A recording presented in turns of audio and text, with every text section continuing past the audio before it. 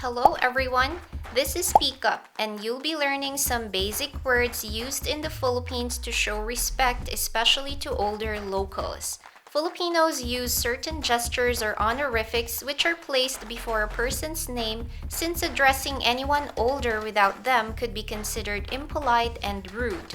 Knowing how to address the older Filipino population will surely be appreciated wherever you are in the country. Let's start with a short but very important word, po.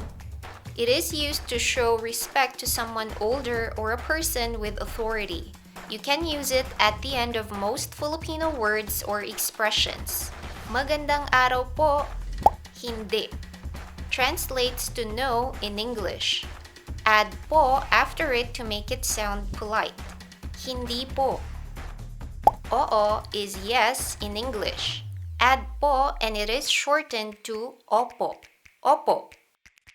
Filipinos also use some honorifics before the name of older people.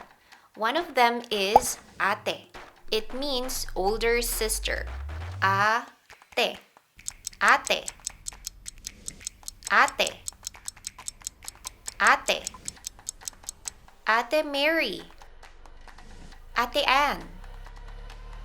It can also be used to address older women who are not in your family, like your older female friends or women around you who you think are older. Place it at the end of a sentence.